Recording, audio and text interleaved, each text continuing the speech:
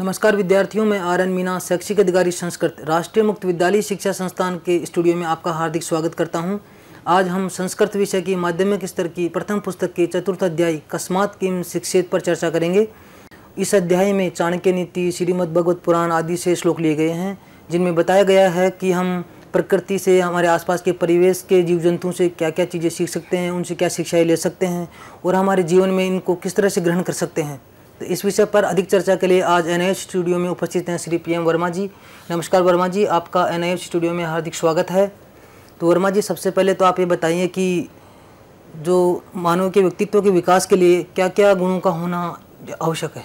संसार में बहुत सारी वस्तुएं हैं जिनका अपना महत्व और अपना योगदान होता है। प्रत्येक वस्तु जैसे पेड़ पौधे, पशु पक्षी, जीव जंतु, नदियाँ, पहाड़, ये प्रत्येक मनुष्य के लिए कुछ न कुछ प्रेरणा का स्रोत होती है। मनुष्य का जैसा स्वभाव है कि देखकर सीखना, वो देखते हुए इन सब चीज़ों से कुछ न कुछ सीखता रहता है। बाल्यकाल से लेकर वृद्धावस्था तक मनुष्य की प्रवृत्ति सीखने की ही रहती है। तो जो प्रस्तुत पाठ में इस बारे में चर्चा की गई कि कस्मात् किम शिक्षेत, अर्थात प्रकृति प्रदत्त ये जो पहाड़, नदी, नाले, पशु पक्षी, ये सारे जीव जंतु हैं, वो हमें क्या सिखा सकते हैं, इनके कौन सा स्वभाव, कौन सा मनोभाव, कौन सी चेष्टा इनका सीखने लायक है, इनसे प्रेरणा ले सकते हैं। तो इन्हीं प्रेरणा, इनके मनोभावों, इनके चेष्टा, इनके स्वभाव आदि को ग्रहण करके हमारे जो साहित्यकार हुए हैं, उन्होंने अपने साहित्यिक ग्रंथ रचे हैं और उन ग्रंथों में अपनी जो कल्पना शक्ति होती है कवि की, उसका प्रयोग करते हुए एक सुरुचिपूर्ण तरीके से पाठकों, दर्शकों के सामने रखा है कि उसमें मनोरंजन भी हो, साथ साथ अप्रत्यक्ष रूप से कुछ करने और न करने का उपदेश भी हो। हम देखते हैं कि पशु पक्षियों के स्वभाव में यही बातें देखने में आती हैं। हम अप्रत्यक्ष रूप से उनसे कुछ करने और न करने की प्रेरणा ले सकते हैं। जैसे प्रस्तुत पाठ में कई सारे श्लोक आपने बताया कि भागवत पुराण से, चाणक्य नीति से आदि से लिए गए हैं, साहित्य रत्न भंडागार आदि से भी जो श्लोक लिए गए हैं, तो उनमें यही बताया गया हम कौन सी चीज़ों से क्या क्या सीख सकते हैं और उनको सीखकर अपने व्यक्तित्व का विकास कर सकते हैं।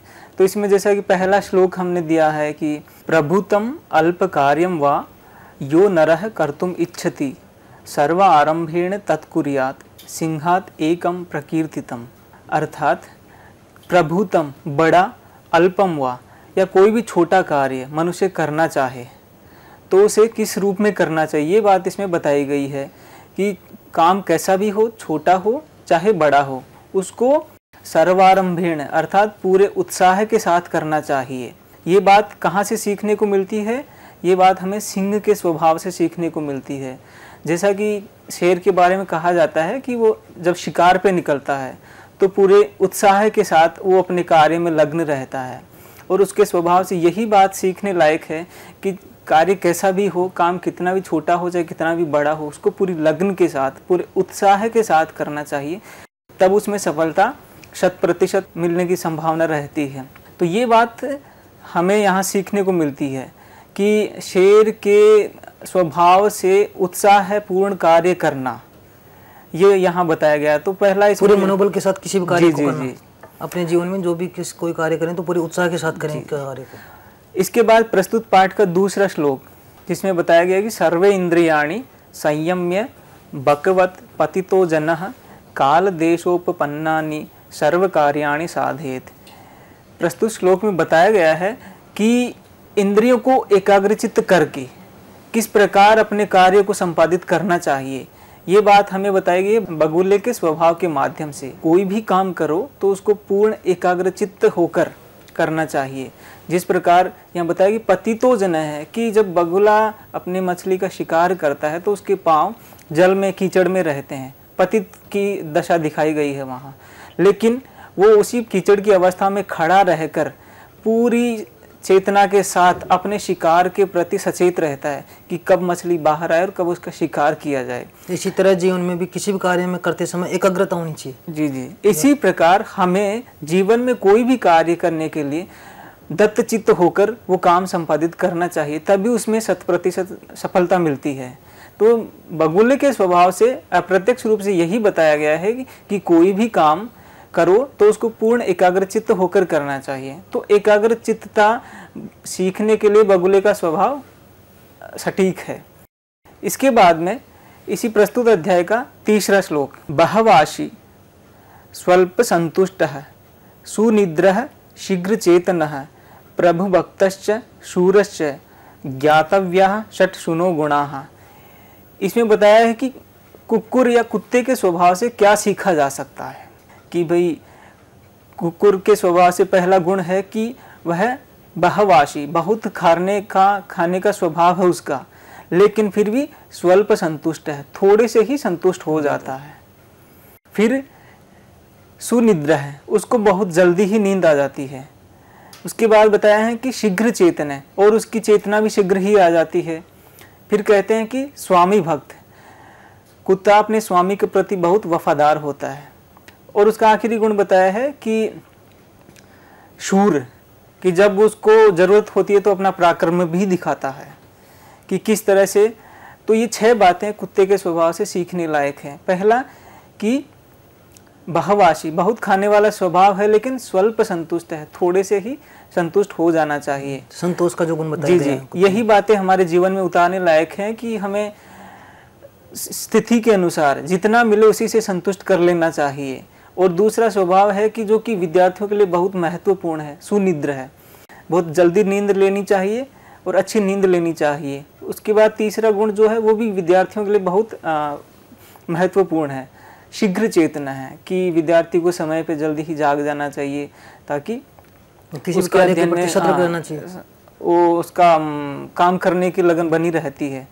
उसके बाद वो बताया है कि स्वामी भक्ति, कि अपने स्वामी के प्रति वफादार रहना चाहिए, कभी किसी तरह का दगा नहीं करना चाहिए। कोई भी कार्य करते समय ईमानदारी से अपना काम करते रहना चाहिए। जी, वफादार रहना चाहिए, ईमानदारी से अपना कार्य करना चाहिए। उसके बाद शूर, ऐसा नहीं कि हम हर वक्त कायर बने रहे या किसी दूसरे की बात को सुन ले। जहाँ बोलने की जरूरत हो, जहाँ अपना पराक्रम दिखाने की जरूरत हो, वहाँ वो भी दिखाना चाहिए। सत्य बात के लिए आप हमेशा आगे रहना चाहिए, सत्य बात के लिए लड़ना चाहिए। यही बात कुत्ते के स्वभाव से सीखने की लायक है।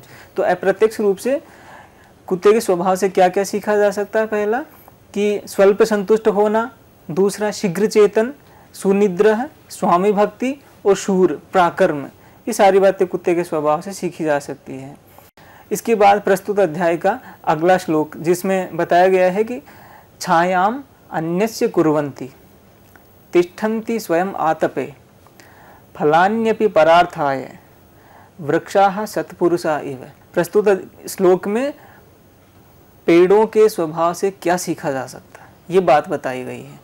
तो पेड़ों का स्वभाव कैसा होता है, वो कहते हैं कि छायाम अन्यस्य कुर्वन्ति, कि वो अपनी छाया दूसरों के लिए, अन्यस्य दूसरों के लिए करते हैं, खुद अपनी छाया में खड़े नहीं होते।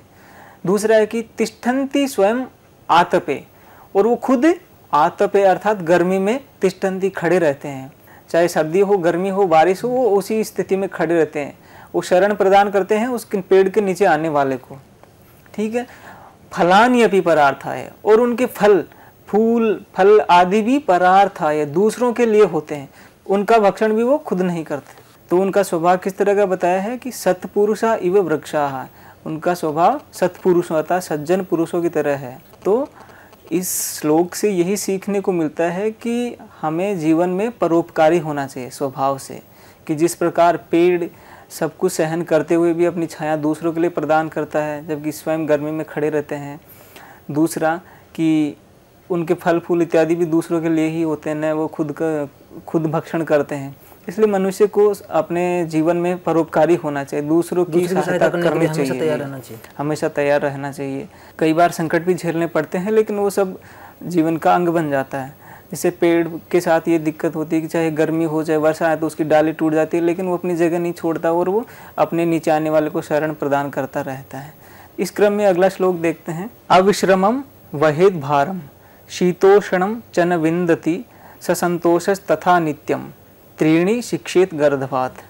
अगला श्लोक गधे के स्वभाव के बारे में बता रहा है कि वैसे तो संसार में गधे को बहुत नीच प्रवृत्ति का जानवर माना जाता है कि उससे क्या सीखा जा सकता, लेकिन गधे में भी कुछ ऐसे गुण होते हैं जिनको हम अपने जीवन में उतार सकते हैं। अब वो कौन से गुण हैं जिनको जीवन में उतारा जा सकता है? तो कहते हैं कि अविश्रमम वहित भारम, कि गधा लगातार काम करता रहता है।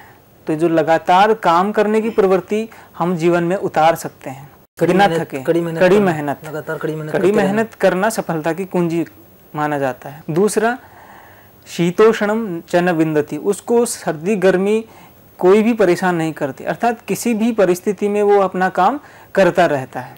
उसके बाद ससंतोष, उसको अपने किए हुए काम पर संतुष्टि होती है, वो अपने काम से संतुष्ट रहता है। तो ये 3 बातें गधे के स्वभाव से हम अपने जीवन में उतार सकते हैं। पहला बताया कि लगातार काम करते रहना, कठिन परिश्रम। दूसरा, किसी भी परिस्थिति में काम करना, चाहे सर्दी हो चाहे गर्मी हो। तीसरा, संतुष्ट होना, कि अपने काम से संतुष्ट होना। तो ये बातें विद्यार्थियों के लिए अपने जीवन में उतारने लायक हैं कि हमें कड़ी मेहनत करनी चाहिए ताकि हम आगे जा सकें, जीवन में प्रगति कर सकें, हमारा व्यक्तित्व का विकास हो सके। और दूसरा कि किसी भी परिस्थिति में, हो सकता है आप गरीब हो, पढ़ने में दिक्कत हो, लेकिन किसी भी कंडीशन में आप आगे बढ़ने की प्रेरणा आप में है, काम करने की, मेहनत करने की, तो आप आगे ज़रूर बढ़ेंगे। दूसरा है कि अपने काम से संतुष्ट होना। अगर आप कहीं भी किसी भी पद पे पहुंच जाए और आपको अपने काम में संतुष्टि नहीं है तो वो नुकसानदायक है, हानिकारक प्रभाव हो सकता है उसका। तो गधे चीज में संतुष्टि कर लेनी चाहिए। जी, अपने काम के प्रति संतुष्ट होना चाहिए। इसके बाद अगला श्लोक है, युद्धम च प्रातर उत्थानम च भोजनम सह बंधुभिः स्त्रियम आपद गताम रक्षेत चतु शिक्षेत कुक्कुटात्। इसमें कुक्कुट अर्थात मुर्गे के स्वभाव के बारे में बात की गई है कि मुर्गे के स्वभाव से हम क्या सीख सकते हैं। वैसे तो मुर्गा बहुत छोटा जानवर है, प्राणी है, वो क्या सिखा सकता है, लेकिन नहीं, उसके स्वभाव में भी ऐसी कई सारी बातें होती हैं जो हम अपने जीवन में उतार सकते हैं, जिनका हमारे जीवन में उपयोग है। पहला है कि युद्धम, कि वो युद्ध करने की प्रवृत्ति होती है, लड़ने की, उसमें कि जब सामर्थ्य होता है और समान पराक्रम वाला मिलता है तो लड़ता भी है। तो लड़ना या पराक्रम दिखाना उसका प्रवृत्ति है, मतलब हार नहीं मानने का। जी, हार न मानना। उसके बाद प्रातर उत्थानम, कि सुबह जल्दी उठ जाना। सुबह जल्दी उठना मुर्गे का स्वभाव होता है। तो ये बात हम अपने जीवन में उतार सकते हैं, क्योंकि अगर सुबह हम जल्दी उठते हैं तो प्रातः वेला जो होती है उसमें दिमाग स्वस्थ होता है और काम करने की शक्ति ज़्यादा तेज़ होती है।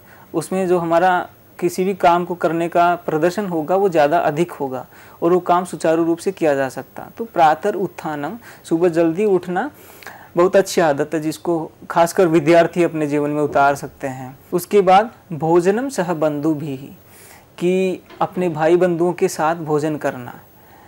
तो इसमें जी, इसमें क्या है कि एक सहिष्णुता की भावना पैदा होती है कि मनुष्य सबके साथ मिलकर कार्य करे, सबके साथ मिलकर खाना खाए। तो उसमें एक बंधुत्व की भावना का विकास होता है जो कि मनुष्य के जीवन के लिए बहुत आवश्यक है, क्योंकि अगर बंधुत्व की भावना नहीं रहेगी तो सब लोग एक साथ मिलकर नहीं रह सकेंगे। उसके बाद स्त्रियम आपद गताम रक्षेत, कि मुर्गा जब मुर्गी या अपने किसी को साथ वाले को दिक्कत होती है तो उसको आपत्ति में छोड़कर नहीं जाता। ये बात हम अपने जीवन में उतार सकते हैं कि पत्नी की सहायता करनी, पत्नी की सहायता करना, खासकर स्त्री को अबला माना जाता है तो उसकी सहायता करना भारतीय संस्कृति में एक धर्म माना गया है कि स्त्री की रक्षा करना मनुष्य का धर्म है। तो ये रक्षा करने वाली बात हम इसके मुर्गे के स्वभाव से सीख सकते हैं। पर स्त्री और स्त्री दोनों ही मामलों में, जी, कोई भी स्त्री हो उसकी रक्षा करना। तो ये 4 बातें हम मुर्गे के स्वभाव से सीख सकते हैं जो कि हम जीवन में उतार सकते हैं, बहुत फायदेमंद है। इसके बाद इसी क्रम में अगला श्लोक, अणुभ्यश्च महद्भ्यश्च शास्त्रेभ्य कुशलो नरः सर्वतः सारम आदद्यात् पुष्पेभ्य इव षट्पदः। इसमें कहा गया है कि जिस प्रकार भंवरे का स्वभाव होता है कि वो पूरा रस एक ही फूल से नहीं ले लेता, वो थोड़ा सा इस फूल से लेता है, थोड़ा सा दूसरे फूल से लेता है, थोड़ा सा तीसरे से लेता है। इस क्रम में वो थोड़े से थोड़ा रस ग्रहण करता है और वो आनंद की प्राप्ति करता है और एक कुशल वो बन जाता है। इसी प्रकार इसमें ये बताया गया है कि मनुष्य को चाहे वो छोटा शास्त्र हो चाहे बड़ा शास्त्र हो, किसी भी प्रकार का शास्त्र हो, सबसे उसका सार तत्व, उसका सार ग्रहण करना चाहिए, क्योंकि कोई भी शास्त्र अपने आप में निरर्थक नहीं होता, कोई न कोई शिक्षा वो हमें देता ही है। इसलिए कुशल नर अर्थात सज्जन या चतुर व्यक्ति या विद्वान व्यक्ति वही है जो हर शास्त्र से, चाहे वह छोटा हो चाहे बड़ा हो, सबसे उसका सार तत्व ग्रहण करे तो उसके व्यक्तित्व का विकास होगा। यही बात हम भंवरे के स्वभाव से सीख सकते हैं कि समग्र विकास के लिए हर तरह का ज्ञान उसको होना चाहिए। कि एक ऐसा नहीं कि कूप मंडूक बन जाना कि आप एक ही विषय का अध्ययन कर लिए और दूसरे बाकी विषयों का आपको ज्ञान नहीं है। किसी एक विषय के प्रति भी आसक्ति नहीं दिखाना चाहिए। जी जी, हमें व्यवहार में सामान्य रहना चाहिए। सामान्य में सब कुछ आ जाता है कि हर विषय का ज्ञान हो, हर शास्त्र का हमें ज्ञान हो और हर शास्त्र से हम कुछ न कुछ सीखें, क्योंकि बहुमुखी विकास के लिए ये सारी बातें जरूरी है। उसके बाद इसी क्रम में अगला श्लोक, भूतैहि आक्रम्य माणोऽपि धीरो देव वशानुगैहि तद्विद्वान चलेन मार्गात् अन्वशिक्षम क्षितेर्वृत्तम। इसमें कहते हैं कि पृथ्वी का स्वभाव होता है सूर्य की परिक्रमा करना, चाहे सुनामी आए, चाहे भूकंप आए, चाहे या और कोई प्राकृतिक आपदा आए, लेकिन पृथ्वी सूर्य की परिक्रमा करना किसी भी परिस्थिति में नहीं छोड़ती। अर्थात वो अपना जो परिक्रमा रूपी व्रत है उसको धारण किए हुए रहती है। तो ये बात प्रकृति का जो भ्रमण रूपी व्रत है, अर्थात अपना पथ का अनुपालन करना, ये बात हम अपने जीवन में उतार सकते हैं पृथ्वी के इससे स्वभाव से। कभी भी जो कार्य हमारे लिए दिया गया उसको आगे बढ़ाते रहना चाहिए। जी जी, तो इसमें कहा है कि भूतैहि आक्रम्य माणो, कि चाहे मनुष्य के जीवन में कैसे भी, चाहे प्राकृतिक आपदा आए या फिर किसी व्यक्ति विशेष के द्वारा बाधा पहुंचा ही जाए, लेकिन दोनों ही स्थितियों में उसको अपने मार्ग से विचलित नहीं होना चाहिए। क्योंकि मार्ग से एक बार जो विचलित हो गया उसको सफलता नहीं मिलेगी। वो अपने जीवन में जिस लक्ष्य की प्राप्ति करना चाहता है वो उस लक्ष्य की प्राप्ति नहीं कर पाएगा और उसका विकास नहीं हो पाएगा। इसलिए अगर आपको अपने लक्ष्य की प्राप्ति करनी है तो एक मार्ग पे अपने पथ से विचलित नहीं होना चाहिए। इसी तरह का श्लोक नीति शतकम में भर्तृहरि ने भी बताया है कि संसार में 3 तरह के व्यक्ति होते हैं। एक तो वे लोग होते हैं जो डर के मारे काम को शुरू नहीं करते। दूसरे वे लोग होते हैं जो काम शुरू तो करते हैं लेकिन बीच में कोई विघ्न आ गया, कोई आपदा आ गई तो उसके डर के मारे उस काम को छोड़ देते हैं। लेकिन तीसरी कोटि उन्होंने उत्तम लोगों की बताई है कि उत्तम लोगों का स्वभाव होता है कि वो एक बार जिस काम को शुरू कर देते हैं वो उसको कैसी भी परिस्थिति हो, किसी भी प्रकार की विपन्न स्थिति आए, अपने काम को नहीं छोड़ते, उसको पूरा करके ही छोड़ते हैं। तो ये बात अन्य शास्त्रों में भी बताई गई है। इस क्रम में इस प्रस्तुत अध्याय का अगला श्लोक देखते हैं। यद्यपि चंदन विटपो विधिना फल कुसुम विवर्जितो विहिता निज वपुषैव परेशान तथापि संतापम हरति।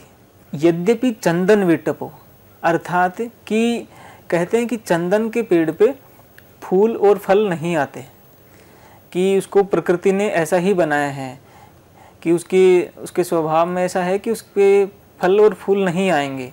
तो एक तरह से उसमें कुछ कमी रख दी प्रकृति ने। लेकिन उसके शरीर में चंदन में खुशबू होती है, सुगंध होती है, और उसी सुगंध रूपी शरीर के द्वारा लोगों का सेवा करता है, लोगों की सेवा करता है, लोगों को अपनी सहायता देता है। तो इसी प्रकार कहते हैं कि मनुष्य कैसी भी परिस्थिति में हो, भले ही उसके पास धन नहीं हो, लेकिन अपने शरीर रूपी धन से उसको लोगों की सेवा करनी चाहिए जितना हो सके।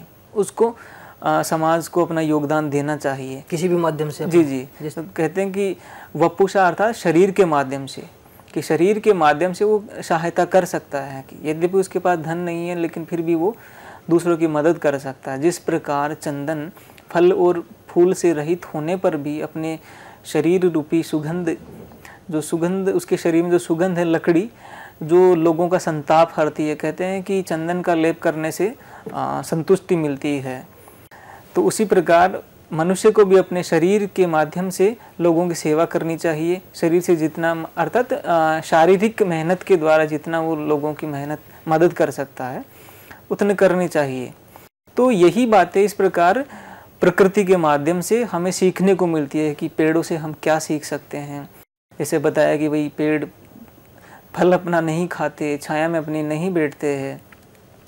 दूसरा कि नदियों से क्या सीखते हैं कि जैसे नदी का पानी बहता रहता है, उसका क्रम स्वभाव बन जाता है कि बहते रहना। तो वो क्या शिक्षा देता है कि हमें अपने जीवन में चलते रहना चाहिए, लक्ष्य के प्रति सतत लगातार चलते रहना चाहिए। उसके बाद जानवरों से क्या शिक्षा मिलती है ये इस पाठ में बताया गया। जैसे शेर से हमने सीखा कि पूरे उत्साह के साथ काम करना। उसके बाद हमने सीखा कि बगुले के स्वभाव से कि एकाग्रचित्त होकर किसी काम को करना। उसके बाद गधे के स्वभाव से सीखा कि लगातार मेहनत करना, कठिन परिस्थिति में भी काम करना, अपने काम से संतुष्ट रहना। फिर मुर्गे के स्वभाव से हमने सीखा कि पराक्रम, सुबह जल्दी उठना, सबके साथ मिलजुल कर रहना और परस्त्री की रक्षा करना। ये सारी बातें हमने मुर्गे के स्वभाव से सीखी। उसके बाद कुत्ते के स्वभाव से क्या सीखा जा सकता, तो ये बताया कि कुत्ता स्वामी भक्त होता है, वफादार होता है, तो हमें ईमानदार रहना चाहिए, किसी का भरोसा कभी नहीं तोड़ना चाहिए। दूसरा, वो शूर होता है अर्थात पराक्रमी होता है, जब ज़रूरत होती है तो अपना पराक्रम भी दिखाता है। उसके बाद बताया कि कुत्ता शीघ्र चेतन है, उसको जल्दी ही नींद आती है और जल्दी ही जाग जाता है। तो इस प्रकार का स्वभाव होना चाहिए कि हम आराम भी कर लें और उस काम में पुनः लग भी जाएं। पेड़ पौधे से क्या सीखा जा सकता है, तो हमने चंदन का उदाहरण दिया कि चंदन अपने लकड़ी के द्वारा ही मदद कर सकता है। किसी एक चीज़ की कमी होती है, कोई अन्य चीज़ है तो उससे हम किसी की सहायता कर सकते हैं। तो ये बात हम पहले रख चुके हैं कि संसार में प्रत्येक वस्तु का अपना महत्व होता है, किसी न किसी रूप में वो योगदान करता है। तो वो योगदान किस रूप में करता है और उस योगदान से हम क्या प्रेरणा ले सकते हैं। तो ऐसा एक पक्ष ये हुआ कि हम इनसे कुछ करने की प्रेरणा लेते हैं, दूसरा पक्ष ये होता है कि इनके माध्यम से कुछ न करने की प्रेरणा भी लेते हैं। जैसे हमारे साहित्य में हितोपदेश, पंचतंत्र आदि में इस प्रकार की कहानियाँ जानवरों की हैं। उनमें ये भी बताया गया है कि क्या कौन सा काम नहीं करना चाहिए। जैसे वहाँ है कि एक श्लोक है, अति तृष्णा न कर्तव्या, तृष्णा नैव परित्यज्येत, अति तृष्णाभिभूतस्य शिखा भवति मस्तके। अर्थात जीवन में कभी लालच नहीं करना चाहिए, ज़्यादा लालच, क्योंकि ज़्यादा लालच करने वाले का अधोपतन होता है, उसका पतन शुरू हो जाता है। तो कहते हैं कि शिखा भवति मस्तके, कि मस्तक में चोटी हो जाए, अर्थात उसका पतन शुरू हो जाता है। ऐसे ही और सारी कई बातें सिखाई जाती हैं कि स्वभाव से नम्र होना चाहिए, किस प्रकार की वाणी का हमें प्रयोग करना चाहिए कि वो अपनी बात भी रखते हैं और दूसरों को कष्ट भी न पहुँचे। तो इसके बारे में एक उदाहरण आता है कि जिस प्रकार व्याघ्री, शेरनी अपने छोटे से बच्चे को मुंह में उठाकर चलती है, तो वो इस तरह से उसका संतुलन होता है कि वो न तो अपने बच्चों को कष्ट पहुंचाती है उसके दांतों से और न ही वो गिरकर छिटक जाता है। तो इस तरह से एक संतुलित वाणी का प्रयोग करना चाहिए। तो वहाँ से हमें ये बात सीखने को मिले। तो इस तरह से हमारे साहित्य में कई सारे उदाहरण हैं, कई सारे इस तरह का कथा, गद्य, काव्य, नाटक आदि के माध्यम से इस बातें सीखने को मिलती है, जिनको हम अपने जीवन में उतार सकते हैं और हमारे व्यक्तित्व का विकास कर सकते हैं। तो विद्यार्थियों, मुझे आशा है कि आज के इस प्रोग्राम को आपने ध्यान से सुना होगा, समझा होगा। इसके लिए धन्यवाद। और सर, आप NIOS स्टूडियो में आए, हमारे विद्यार्थियों को विस्तार से बताया, इसके लिए NIOS की तरफ से आपका बहुत बहुत धन्यवाद।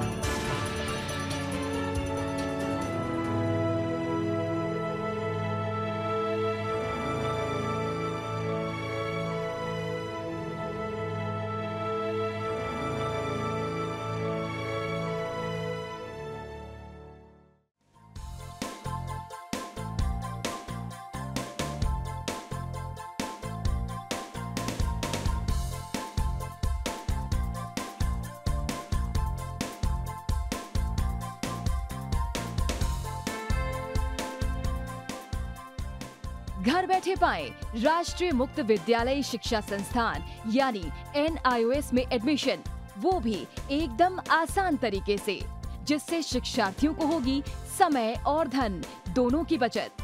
NIOS से शिक्षा कभी भी कहीं भी। शिक्षार्थियों, क्या आप जानते हैं NIOS में एडमिशन लेने का सरल और सुगम तरीका, जिससे शिक्षार्थियों को ऑनलाइन प्रवेश लेने में सहूलियत मिलती है। NIOS में प्रवेश की प्रक्रिया पूर्णतया ऑनलाइन है। शिक्षार्थी घर बैठे इंटरनेट द्वारा प्रवेश के लिए सबसे पहले NIOS की वेबसाइट www.nios.ac.in पर लॉगिन करें। अपना ईमेल आईडी और पासवर्ड डालकर अपना पंजीकरण करें।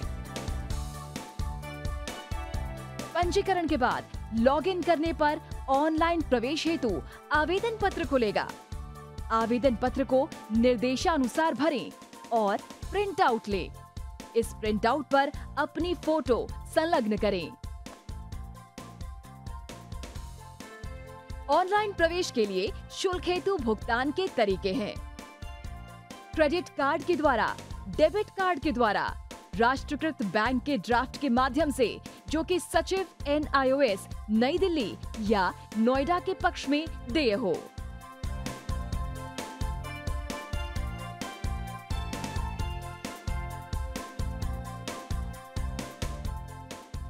भरे हुए आवेदन पत्र के साथ साथ डिमांड ड्राफ्ट और संलग्न किए जाने वाले दस्तावेज हैं जन्म रजिस्ट्रार के जिला कार्यालय से जारी जन्म प्रमाण पत्र की सत्यापित प्रति, जिसमें जन्म तिथि अंकित हो, पिछले विद्यालय से प्राप्त विद्यालय छोड़ने का प्रमाण पत्र जिसमें आवेदक की जन्म तिथि लिखी हो।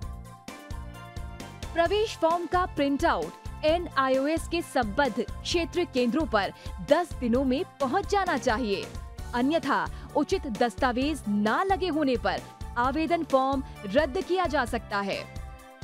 प्रवेश प्रक्रिया की पुष्टि होने के बाद शिक्षार्थियों को परिचय पत्र व अध्ययन सामग्री डाक द्वारा तुरंत पहुंचाई जाती है। ऑनलाइन प्रवेश एक बहुत ही सुगम और सुविधाजनक प्रवेश प्रणाली है। Online on time for safe and secure admission.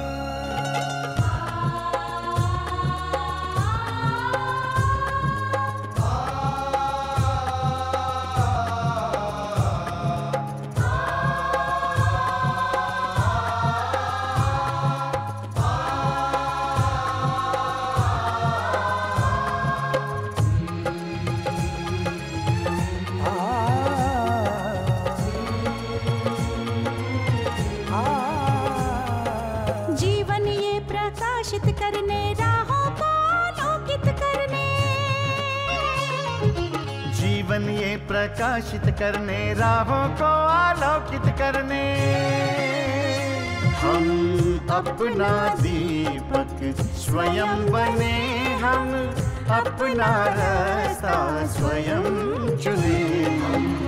अपना दीपक स्वयं बने, हम अपना रास्ता स्वयं चुने। जीवन ये प्रकाशित करने, राहों को आलोकित करने।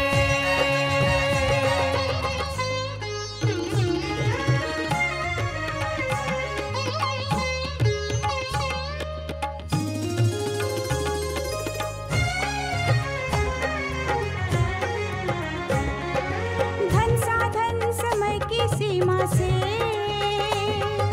विद्यालय जो मुक्त हो, धन साधन समय की सीमा से विद्यालय जो मुक्त हो। कभी पढ़े हम कहीं पढ़े, वे विषय की लोच से युक्त हो। कभी पढ़े हम